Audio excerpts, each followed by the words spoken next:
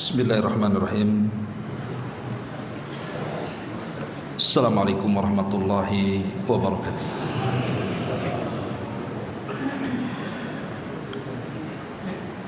Alhamdulillah, wassalatu wassalamu ala rasulillah wa ala alihi wa sahbihi wa mawalah wa la hawla wa la quwwata illa billahi wa ba'd.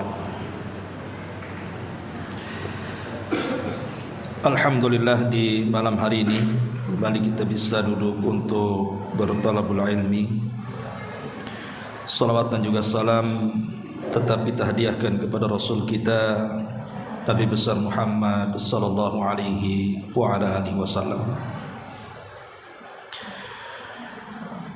Kita masih melanjutkan kajian kitab Tauhid dan kita masih membahas tentang tafsir At-Tauhid. Dan sekarang masuk pada pendalilan berikutnya oleh pengarang, menukilkan firman Allah Subhanahu wa taala surah Az-Zukhruf ayat 26 dan 27. Beliau mengatakan, wa idz qala Ibrahimu li abihi wa qaumi innani bara'un mimma ta'budun illa alladhi fatarani fa innahu sayahdin wa ja'alaha kalimatan baqiyatan fi aqibihi la'allahum yarji'un. Dan ingatlah ketika Ibrahim berkata kepada ayahnya Azar dan juga kepada kaumnya, sungguh aku berlepas diri dari apa yang kalian sembah, kecuali Allah zat yang telah menciptakan aku, karena hanya Dia yang akan memberikan petunjuk jalan kebenaran bagiku.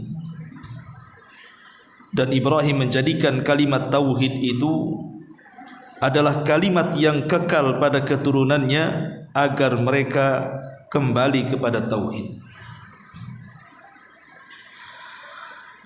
Ma'asyiral muslimin yang dimuliakan Allah Subhanahu wa taala, pengarang mencantumkan kisah Nabi Ibrahim alaihi salatu wassalam sebagai tafsir daripada At-Tauhid.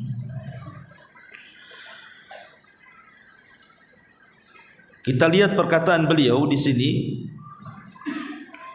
ketika Ibrahim berkata kepada ayahnya dan kaumnya, sesungguhnya saya berlepas diri dari apa yang kalian sembah. Inilah makna daripada la ilaha, kemudian illalladzi fatarani fa innahu sayahdin. Inilah makna daripada illallah. Jadi Ibrahim alaihi salatu wassalam mengajarkan kepada kita tauhid dengan dua kalimat. Pertama kalimat nafi, peniadaan. Yang kedua kalimat isbat, penetapan. Itulah yang disebut dengan tauhid.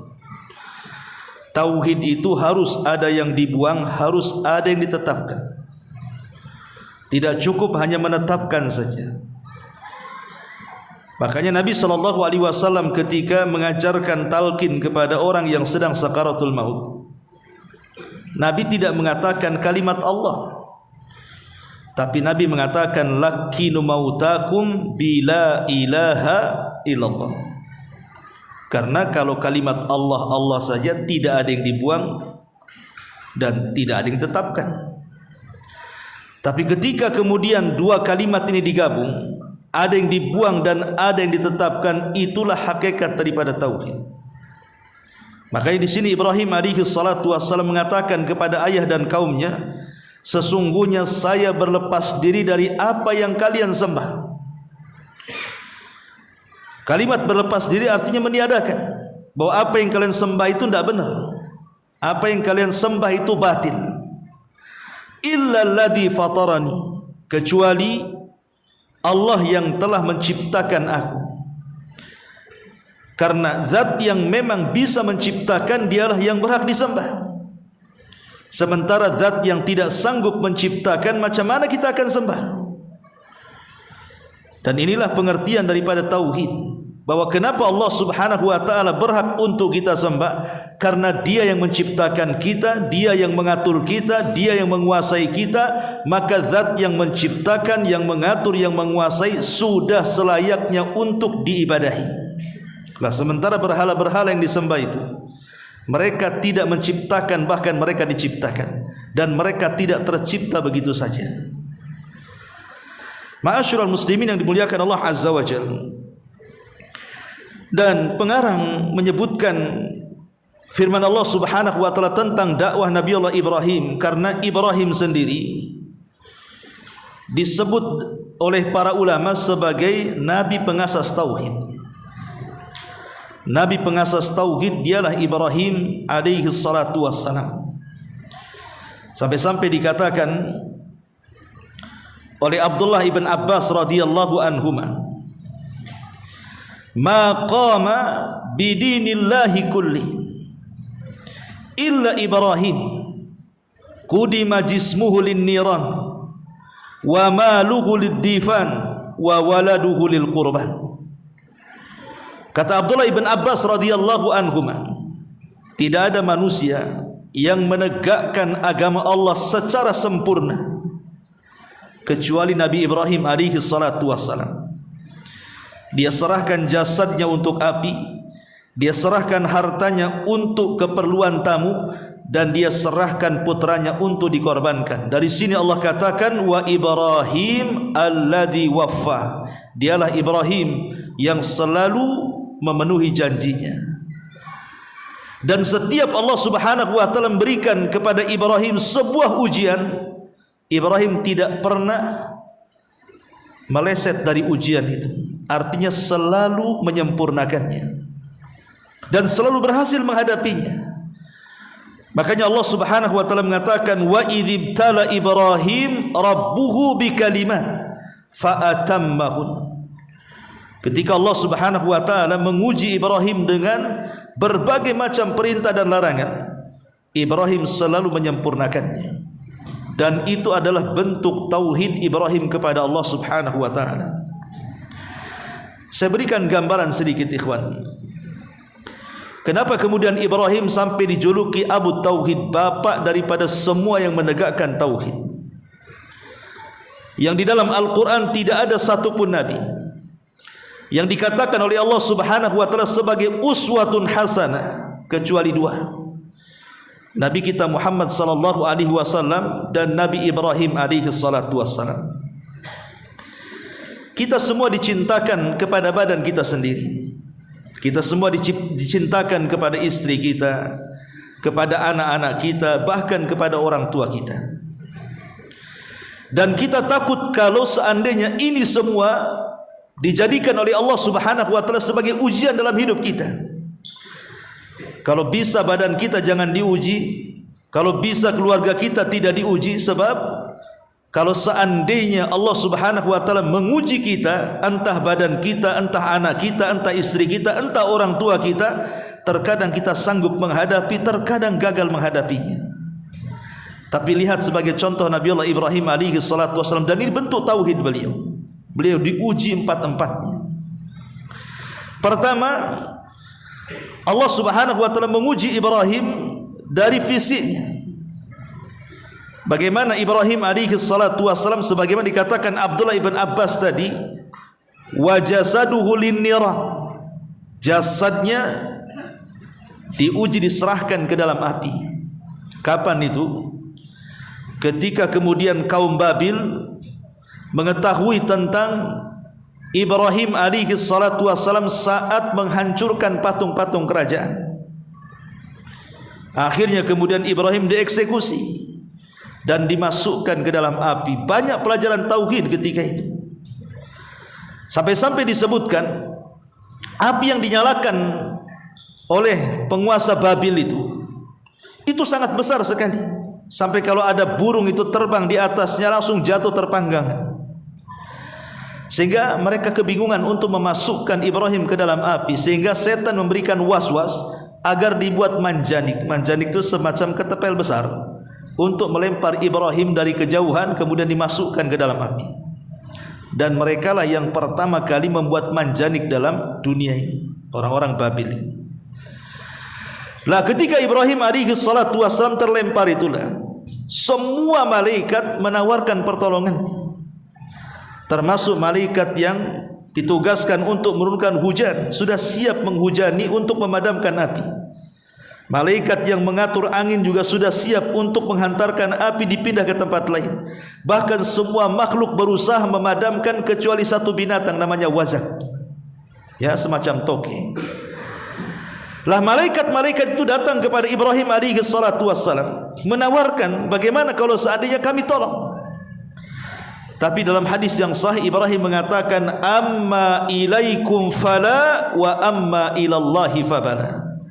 Kalau aku harus meminta pertolongan kepada kalian, oh tidak. Tapi kalau aku harus meminta pertolongan kepada Allah subhanahu wa ta'ala, itulah yang sesungguhnya. Dari sini Ibrahim alaihi salatu wassalam mengatakan, hasbunallah wa ni'mal wakil, ni'mal maula wa ni'man nasir. Kata Abdullah ibn Abbas radhiyallahu anhuma, dia mengatakan hasbiyallah wa ni'mal wakil.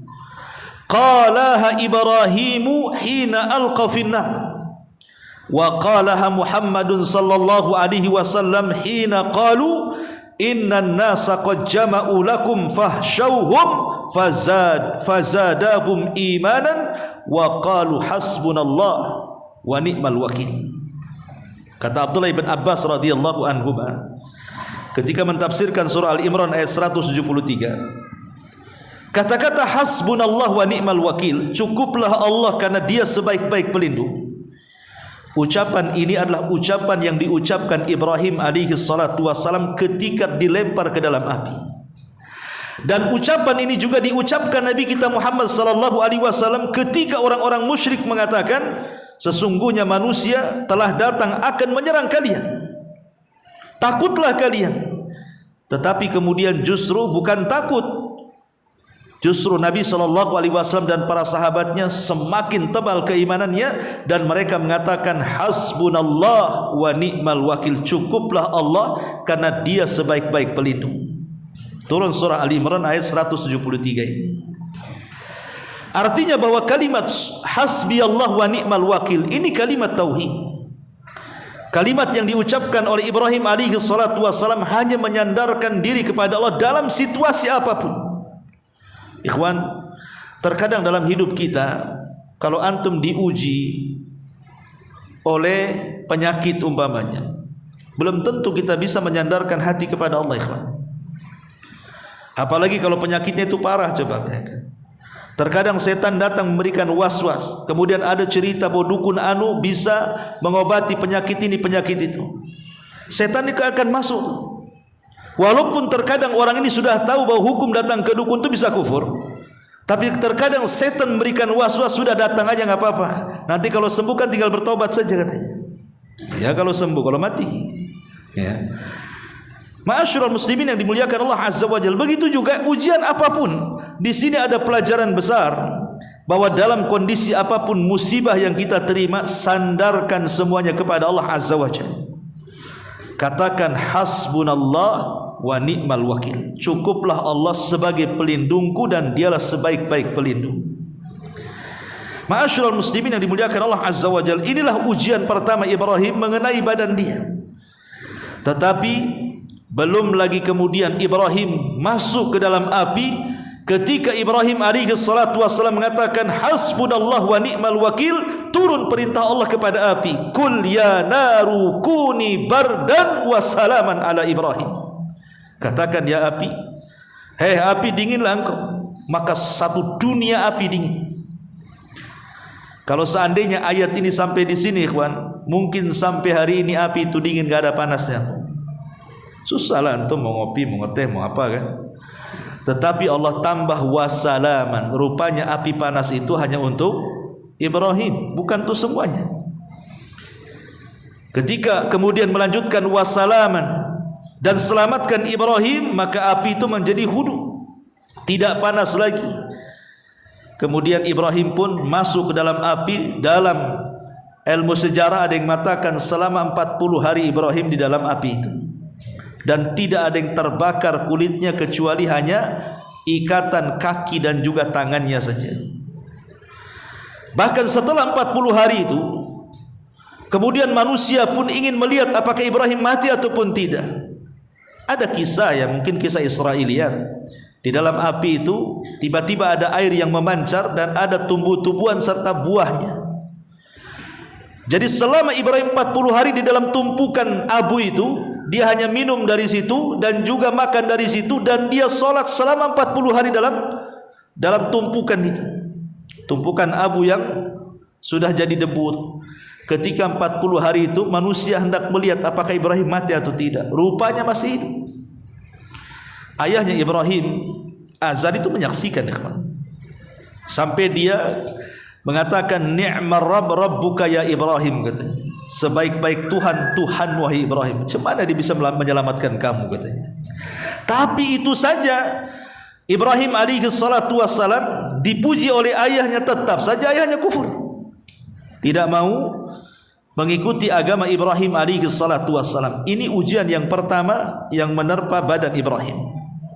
Kemudian ujian yang kedua, ayahnya Azar. Ayahnya Azar ini, ikhwatu fiddin, muliakan Allah subhanahu wa ta'ala, ma'rufkan dia adalah orang yang suka membuat patung. Dia penyembah patung, dia pembuat patung, dia penjual patung, dan hasilnya juga dari hasil penjualan patung untuk makan keluarganya. Itulah Azar, kerjaannya memahat patung. Lah Nabi Ibrahim alaihi salatu wassalam berusaha untuk mendakwai ayahnya, tetapi subhanallah, bagaimana Nabi Ibrahim mengajarkan kepada kita tentang birrul walidain, ikhwan. Walaupun tahu ayahnya musyrik, menyembah berhala, tetapi ketika Nabi Ibrahim alaihi salatu wassalam berdakwah kepada ayahnya, dia memanggil dengan panggilan yang sangat lembut, sebagaimana Allah mengatakan, idz qala li abihi ya abati lima ta'bud ma la yasma wa la yubsir wa la yughni anka syai'a. Wahai ayahku, mengapa engkau menyembah sesuatu yang tidak mendengar, tidak melihat, dan tidak menolong kamu sedikit pun? Ya abati la ta'budi syaitan, inna syaitan kana lirrahmani asiya. Wahai ayahku, jangan engkau menyembah setan, sesungguhnya setan itu durhaka kepada Tuhan yang Maha Pengasih. Ya abati inni akhafu an yamassaka adzab minar rahman fatakuna lisyaitan waliya. Wahai ayahku, aku sungguh khawatir engkau akan ditimpa azab dari Tuhan yang Maha Pengasih sehingga engkau menjadikan teman bagi syaitan. Lihat bagaimana uslub Ibrahim dengan lembutnya mengatakan ya abati, ya abati. Kalimat abati ini panggilan yang paling halus orang Arab ketika memanggil ayahnya. Dari sini kata Imam Qurtubi dan juga ahli tafsir yang lainnya, lihat bagaimana Ibrahim mengedepankan adab dan etika ketika berdakwah kepada ayahnya, dan itu bentuk birrul walidain. Sekafir apapun orang tua, tetaplah dia orang tua. Selama mereka tidak menyerang kita yang merupakan kafir harbi, Allah mengatakan wasahibhuma fid dunya ma'rufa, tetap berbuat baik kepada mereka. Dan al-jaza min jinsil amal, ikhwan. Sebuah balasan itu disesuaikan dengan amalannya. Kama tadinu tudan. Sebagaimana engkau bermuamalah kepada orang tuamu dengan muamalah yang baik, nanti kelak anak-anak kita akan bermuamalah dengan kita dengan muamalah yang baik. Itulah hukum karma namanya. Kalau bermuamalah jelek, anak kita akan jelek kepada kita. Tapi kalau muamalah kita baik, maka anak kita akan baik. Itu yang dirasakan Ibrahim. Ketika Ibrahim alaihi salatu wassalam tetap berbuat baik kepada ayahnya, bahkan ketika ayahnya mengancam Ibrahim dan mengatakan aragibun anta an alihati ya Ibrahim, Ibrahim, engkau benci ya dengan Tuhan-Tuhan aku wahai Ibrahim. Kemudian ayahnya mengancam dengan mengatakan illam tantahi la arjumannaka wahjurni maliya. Kalau engkau tidak berhenti, terus saja engkau mendakwahkan tauhid ini, maka ku pastikan engkau akan kurajam, atau tinggalkan aku keluar dari sini dalam waktu yang lama. Diusir, diancam mau dirajam. Tapi Ibrahim lagi-lagi mendoakan ayahnya dan mengatakan, salamun alaika sa'astaghfiru laka rabbi. Semoga keselamatan dilimpahkan kepadamu wahai ayahku, aku tetap akan memintakan ampun kepada Allah akan dosa-dosamu. Dan Ibrahim terus memintakan ampun kepada Allah ketika ayahnya masih hidup. Tapi ketika kemudian ayahnya meninggal dunia, maka berhentilah Ibrahim memintakan ampun kepada Allah Azza wa Jalla, karena tahu ayahnya kufur. Ya. Dari sini kata Abu Hurairah radhiyallahu an, ada sebuah hadis dari Abu Hurairah yang dikeluarkan Imam Bukhari, disebutkan yalqa Ibrahimu abahu Azar yaumal qiyamah. Jadi Nabi Ibrahim itu berjumpa dengan ayahnya Azar kelak pada hari kiamat.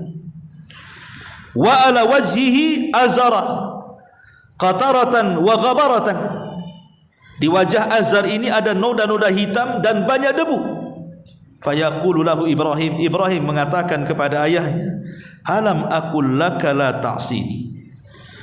Bukankah sudah kukatakan, kata Ibrahim alaihi salatu wasalam kepada ayahnya, jangan pernah mengingkari ajaran tauhid yang kuajarkan kepadamu. Fayaqulu abu, maka bapaknya mengatakan, fal yauma la'asi, kalau begitu hari ini ya Ibrahim, aku tidak akan bermaksiat lagi kepadamu. Fayaqulu Ibrahim, maka Ibrahim mengatakan, ya Rabb, innaka wa'adtani alla tuhzini yauma yub'atsun, fa ayyu hizzin akhza min abi'il abad. Maka Ibrahim ketika mendengar ayahnya siap bertobat dan mengikuti ajaran Ibrahim, mengikuti ajaran putranya, maka Ibrahim langsung berdoa kepada Allah dan mengatakan, ya Rabb, bukankah engkau telah menjanjikan bahwasanya engkau tidak akan menghina diriku di hari kebangkitan ini? Maka kehinaan mana lagi yang paling berat dibandingkan aku dijauhkan dari ayahku? Maka Allah Subhanahu wa taala mengatakan, inni haramtul jannah alal kafirin. Oh, tidak bisa Ibrahim, aku sudah haramkan sorga untuk orang-orang kafir. Aku sudah haramkan sorga untuk orang-orang kafir. Thumma yuqal, kemudian dikatakan, ya Ibrahim, ma tahta rijlaik. Wahai Ibrahim, apa yang ada di dekat kakimu itu? Fayangdur, maka Ibrahim pun kemudian melihatnya, fa idza huwa bidhihin multatikhin fayukhadu bikawaimihi fayulqa finnar. Kemudian Ibrahim melihat di dekat kakinya ada seekor babi hutan yang kotor. Babi tersebut lalu diseret dengan ikatannya pada kakinya, lalu dilemparkan ke dalam api neraka. Ma'asyiral muslimin yang dimuliakan Allah Azza wa Jalla, lihat, sampai pun pada hari kiamat Ibrahim tetap ingin berbuat baik kepada ayahnya, kan? Minta agar ayahnya jangan dijauhkan. Tapi karena sudah ditakdirkan ayahnya mati kafir Azar ini, Allah katakan, inni haramtul jannah alal kafirin. Oh, tidak bisa, aku sudah haramkan surga untuk orang kafir. Tetapi kebaikan Ibrahim kepada ayahnya dibalas oleh Allah Subhanahu wa taala. Apa balasannya? Dia memiliki putra yang sangat berbuat baik kepada ayahnya, Ismail alaihissalam. Sampai ketika Ismail alaihi salatu wasalam sudah menikah dengan salah satu wanita Jurhum, Ibrahim alaihi salatu wasalam seorang bapa yang bijak, dan ini risalah kepada antum para bapa, tidak pernah membiarkan anaknya begitu saja setelah menikah, tetap Ibrahim memantaunya. Maka seorang ayah wajib memantau anaknya walaupun anaknya sudah menikah.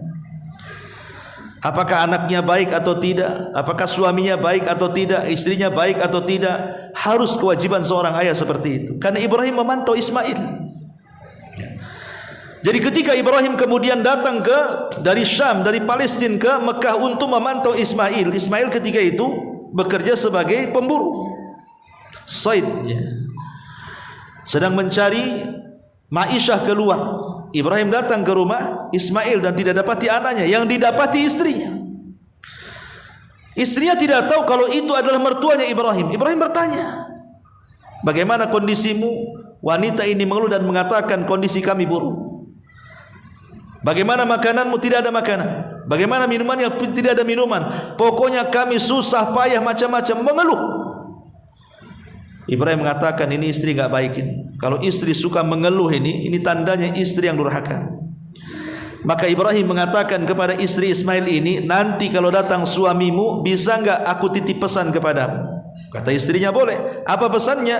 Katakan kepada anakku, kepada suamimu, ghayyir atabata darik. Ghayyir atabata darik. Pindahkan tu tangga yang menuju depan rumahmu tu. Akhirnya kemudian Ibrahim pergi. Wanita ini tidak tahu kalau itu mertuanya, karena Ibrahim sedang menguji. Sebab kalau tahu bisa saja mungkin pura-pura baik kan begitu. Ismail datang. Kemudian ceritalah istrinya bahwa ada seorang kakek begini sifatnya. Kata Ismail, lah itu ayahku. Apa yang dikatakan dia kepadamu? Maka istrinya mengatakan, dia hanya berpesan, ghayyir atabata darik, ganti tangga menuju depan rumahmu tu. Ismail paham bahwa kalimat itu kinayah bahwa dia disuruh menceraikan istrinya. Coba bayangkan, ini birrul walidain mana lagi coba? Seorang orang tua meminta kepada anaknya ceraikan, langsung diceraikan. Dan ini bentuk birrul walidain, tidak membantah. Akhirnya kemudian Ismail setelah bercerai dengan istri yang pertama, menikah lagi dengan salah satu wanita Jurhum, bahkan wanita terhormat dari wanita-wanita Jurhum. Kemudian Ibrahim datang lagi ingin memantau putranya, istri keduanya ini. Kemudian masuk ke rumahnya, ketika ditanya, kaifa haluki, kaifa ta'amuki, kaifa syarabuki, bagaimana kondisimu, bagaimana makananmu, bagaimana minumanmu, dia pun bersyukur kepada Allah Azza wa Jalla. Ketika ditanya apa yang kalian makan, dia mengatakan lahmun wa ma, kami makan daging dan air. Maka Ibrahim langsung berdoa kepada Allah, Allahumma barik li ta'amikum wa syarabikum. Ya Allah, berkahi makanan kalian dan berkahi minuman kalian. Semoga Allah berkahi makanan kalian dan semoga Allah berkahi minuman kalian. Karena istrinya bersyukur. Maka sejak itulah daging dan air Zam-Zam itu menjadi berkah bagi penduduk Mekah. Tidak ada satu negara di dunia ini yang makan daging tidak bermasalah itu kecuali penduduk Mekah. Karena didoakan Ibrahim. Penduduk Mekah itu lihat, tidak akan habis daging di sana, terutama daging kambing. Mau pagi, siang, sore, malam makan daging kambing enggak akan ada masalah tuh. Karena doa Ibrahim. Tapi jangan coba-coba kambingnya Cak Les. 4 hari sekali apa enggak setruk besoknya tuh. Ya hari kan itu, karena nggak ada doanya. Ya sekali-kalilah boleh makan kambing. Ya. Ma'asyiral muslimin yang dimuliakan Allah Subhanahu wa taala. Syahidnya di sini apa? Syahidnya Ismail berbuat baik kepada ayahnya. Kenapa? Karena Ibrahim dulu berbuat baik kepada ayahnya Azar. Tabarru aba'akum tabarrukum abna'ukum. Berbuat baiklah kepada orang tua kalian, nanti anak-anak kita berbuat baik kepada kita. Di sini syahid tauhidnya adalah bagaimana Ibrahim alaihi salatu wassalam diuji oleh Allah Subhanahu wa taala dengan orang tuanya, tapi Ibrahim sabar. Ini yang kedua. Yang ketiga diuji oleh istrinya, bahkan dua-duanya. Pertama, Allah uji istri pertamanya Sarah. Ketika Nabi Ibrahim kemudian hijrah dari mana? Pertama dari Babylon dulu. Ketika orang-orang Babil ini membakar Nabi Ibrahim, tiba-tiba kemudian apa?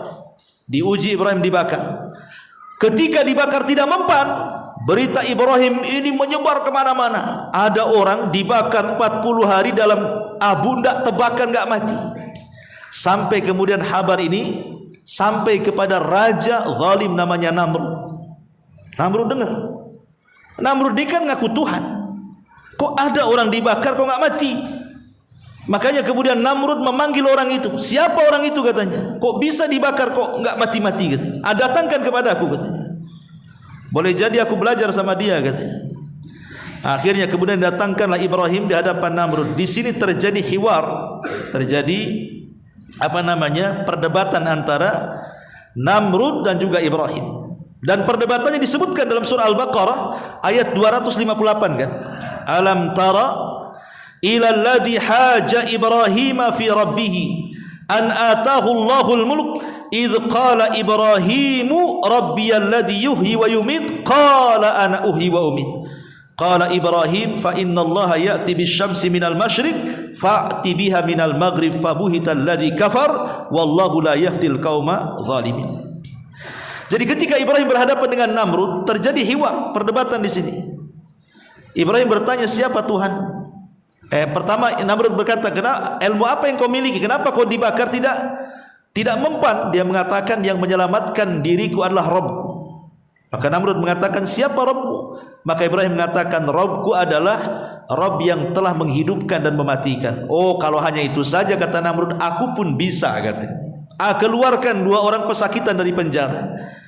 Kemudian dikeluarkan 2 orang itu, yang satu dibunuh, yang satu dibiarkan. Lihat, aku pun bisa membunuh dan aku bisa menghidupkan, katanya. Ibrahim bisa saja, bukan itu maksudnya kan. Tapi Ibrahim tujuannya bukan untuk mendebat Namrud, untuk menyadarkan. Sebab ini urusan darah. Kalau Ibrahim menjelaskan bukan itu, lalu gimana? Bunuh dulu baru hidupkan, nanti dia contohnya masalahnya. Dan repot nantinya. Maka Ibrahim menjauh dari urusan darah. Ibrahim ganti pertanyaan dan mengatakan, oke, bagaimana kalau seandainya kau pindahkan matahari itu? Sekarang Tuhanku menerbitkan dari arah timur, kau terbitkan dari arah barat. Maka Allah mengatakan, fabuhital ladzi kafar. Namrud diam, semua orang kafir diam. Lah dari situ Ibrahim kemudian mendapatkan ancaman lebih berat daripada sebelumnya yang hanya dibakar saja. Dari sini Ibrahim pun berazam sudah tidak bisa lagi hidup di negeri Irak, dia harus hijrah.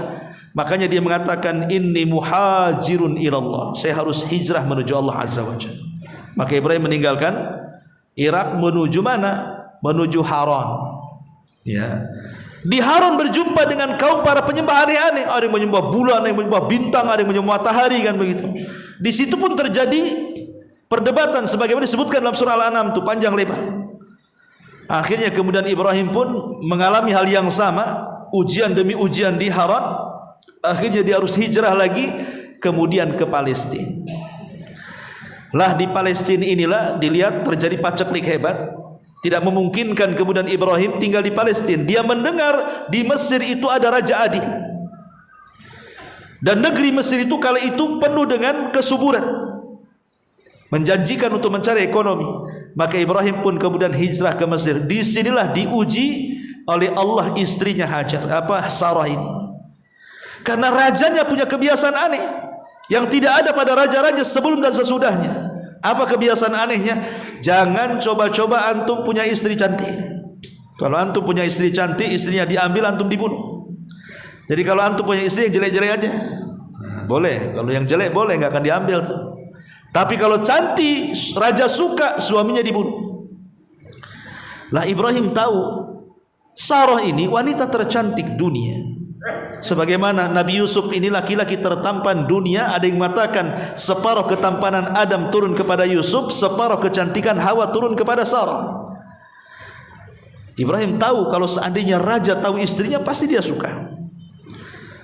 Betul, rupanya ada prajurit yang datang dari pihak raja dan hendak mengambil istrinya. Dari sini Ibrahim mengatakan kepada Sarah, kau jangan bilang istriku, sebab kalau kau bilang istriku, aku suamimu, aku akan dibunuh. Tapi katakan engkau adalah saudariku. Jangan bilang suami, saudari. Ya, maksudnya saudari se-Islam, Tauriyah namanya. Akhirnya ditangkap, dihadapkan kepada sang raja. Tidak sabar raja untuk menggagahi istrinya. Rupanya Ibrahim dari kejauhan langsung melaksanakan salat. Begitulah caranya mengatasi masalah. Kata Nabi kata Hudzaifah ibn Yaman radhiyallahu anhu mengatakan, kana Nabi sallallahu alaihi wasallam idza hajabahu amrun fazi'a ila salat. Rasul itu kalau ada masalah berat, tidak bisa keluar dari masalah itu, segera salat. Jadi solat itu bisa mengatasi masalah. Maka Ibrahim pun solat, berdoa kepada Allah supaya istri diselamatkan. Rupanya ketika raja zalim ini hendak menjamah Sarah ini, Sarah berdoa kepada Allah Subhanahu wa taala dengan bertawassul bahwa dia wanita suci-suci, wanita yang suci tidak mungkin diberikan kecuali yang berhak, maksudnya Ibrahim suaminya, dan begitu seterusnya. Akhirnya Allah kabulkan doanya. Rupanya raja zalim ini tiba-tiba setruk. Maka ketakutanlah meminta agar istrinya Ibrahim mendoakan supaya disembuhkan stroke-nya. Akhirnya berdoa sembuh. Menjamah lagi, doakan stroke lagi, minta disembuhkan, akhirnya berdoa sembuh lagi. Sampai 3 kali ketakutan, dan dia marah kepada para prajurit yang menangkap istri Ibrahim dan mengatakan, kalian ini gimana? Aku suruh kalian datangkan manusia, aku datangkan setan pula kemari, katanya. Karena ketakutan, akhirnya raja ini memberikan hadiah kepada Sarah seorang budak wanita namanya Hajar. Kisah Hajar ini panjang. Kemudian pulang selamat, bahkan mendapatkan hadiah berupa budak wanita namanya Hajar yang kelak akan menjadi salah satu istri Ibrahim alaihissalam. Ini ujian yang ketiga, istrinya diuji kan. Begitu juga Hajar diuji oleh Allah Subhanahu wa taala kan kepada Ibrahim. Ketika kemudian Hajar menikah dengan Ibrahim, kemudian melahirkan putra Ismail, terjadi cemburu antara Sarah dan Hajar ini. Mau tidak mau harus dipisahkan. Maka Ibrahim berdoa kepada Allah, dan Allah memerintahkan untuk membawa istrinya Hajar dan putranya Ismail ke sebuah lembah, di lembah Faran yang sekarang jadi Mekah. Yang Allah Subhanahu wa taala katakan, inni askantu biwadin ghairi di zar'in inda baitikal muharram. Aku letakkan Hajar dan Ismail di sebuah negeri, di sebuah lembah yang tidak ada pokok tanaman, tidak ada binatang, tidak ada apa-apa lah di situ.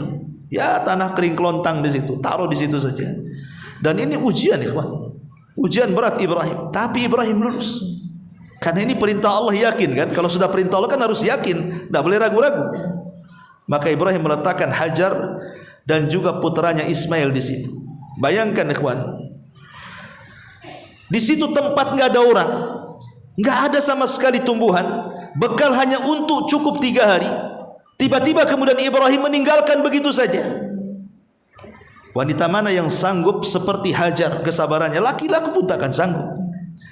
Tapi karena Hajar adalah didikan Nabi Allah Ibrahim alaihi salatu wassalam, dia nampak tawakal kuatnya kepada Allah dan mengatakan, kalau ini perintah Allah ya Ibrahim, idhab fala yudayyi'un Allah. Pergi kamu, saya yakin Allah tidak menyia-nyiakan saya di sini. Luar biasa, ya. Tawakal yang buat waman yatawakkal Allah fahuwa hasbuh. Kalau sudah tawakal kepada Allah, pasti Allah akan mencukupi segalanya kan. Tapi subhanallah, ketika kemudian Hajar berada di situ kan, makanan sudah habis, minuman sudah habis, dia harus mencari air. Ismail menangis, akhirnya dia lari ke Bukit Safa. Ke Bukit Safa. Kemudian setan datang memberikan was-was, engkau akan mati di sini, anakmu juga akan mati. Akhirnya lari dia ke Marwah. Setan datang lagi wasih was-was, lari lagi ke Safa, si bolak-balik sampai 7 putaran. Dia khawatir dengan putranya Ismail karena menangis.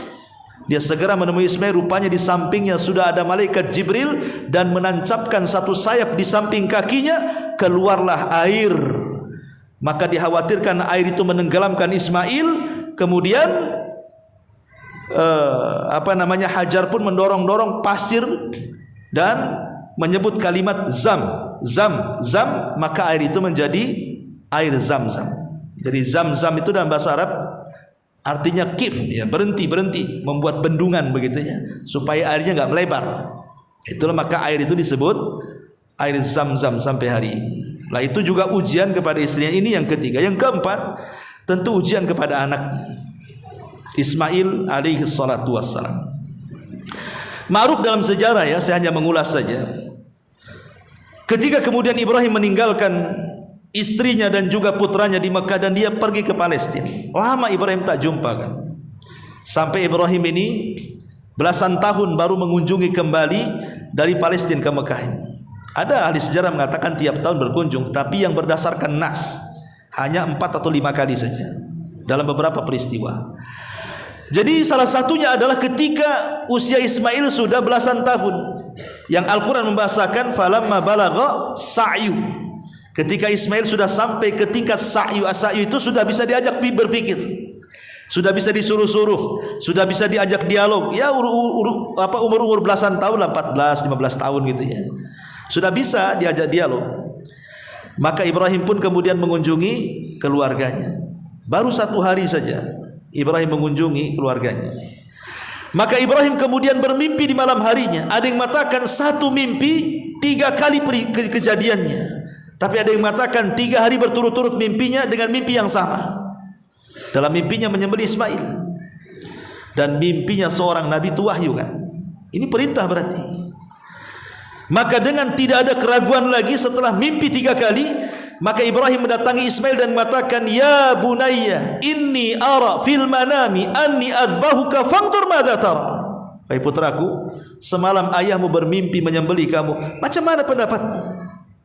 Tapi lihat Ismail, didikan Hajar, wanita yang paling tawakal kepada Allah, dia menyerahkan semuanya kepada perintah Allah dan mengatakan, "Ya abatif al-ma tu'mar satajiduni insyaallahu minas sabirin." Kalau ini perintah Allah, lakukan saja wahai ayahku, dan engkau akan mendapati diriku insyaallah termasuk anak yang sabar.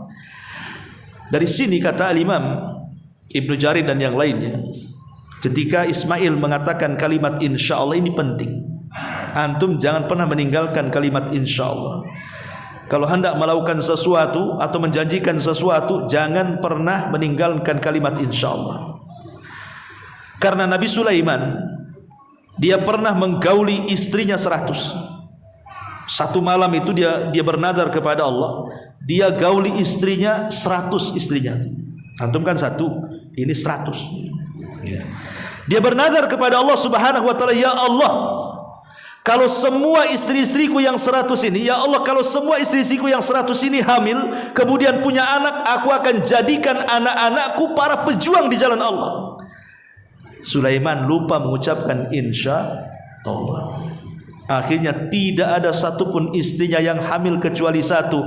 Yang 1 pun ketika keluar bayi separuh manusia, separuh tidak. Matanya 1, tangannya 1, kakinya 1, kepalanya sebelah, ya. Karena tidak mengucapkan insyaallah. Ya. Termasuk Nabi kita Muhammad sallallahu alaihi wasallam pernah lupa mengucapkan insyaallah. Ketika kemudian orang-orang Yahudi memberikan soalan kepada orang musyrik untuk ditanyakan kepada Rasul, kemudian dibocorkan jawabannya, kalau dia seorang nabi pasti bisa menjawab, kalau tidak maka dia bukan nabi. Datang orang musyrik dan mengatakan, "Ya Muhammad, kami punya 3 soalan. Kalau kau bisa menjawab, kami beriman. Kalau tidak, kau ini nabi abal-abal," katanya. Rasul mengatakan, saking senangnya orang musyrik akan beriman, lupa mengucapkan insyaallah. Dia hanya mengatakan jawabannya besok, katanya. Rupanya besok Jibril tak turun. Lusa Jibril tak turun. Sudah 1 pekan, 2 pekan, 3 pekan, hampir 1 bulan. Dada Nabi sesak. Barulah Jibril turun menurunkan surah Al-Kahfi sebagai jawabannya. Nah, kalimat insyaallah ini jangan pernah ditinggalkan. Lah, singkat cerita, akhirnya terjadilah penyembelihan. Ada yang mengatakan mimpinya Ibrahim itu tanggal 7 Dzulhijjah. Karena 3 hari kan, tanggal 7, 8 dan 9. Maka tanggal 10 Dzulhijjah itulah terjadi penyembelihan. Makanya syariat Islam pun tanggal 10 Dzulhijjah terjadi penyembelihan yang disebut dengan Idul Adha. Itulah waktu ketika Ibrahim menyembelih Ismail, lalu Allah berikan keajaiban pisaunya dulu enggak tajam jadi tumpul, diiris dari samping enggak bisa, dari depan enggak bisa, dari belakang enggak bisa. Allah buat tumpul pisau itu dan Allah katakan, "Wa nada wa fadaina bidzibhin adzim wa taraknahu lil akhirin." Kami ganti Ismail dengan sembelihan yang besar dan kami jadikan cerita itu untuk orang-orang yang setelahnya diambil ibrah. Itulah bentuk bagaimana Ibrahim mengajarkan kesabaran, tauhid, ujian, tapi dia bisa melewatinya karena Allah mengatakan di dalam Al-Qur'anul Karim, "Wa Ibrahima alladzi waffa." Subhanakallahumma bihamdika asyhadu an la ilaha illa anta astaghfiruka wa atubu ilaik. Allahu ta'ala alam. Assalamualaikum warahmatullahi wabarakatuh.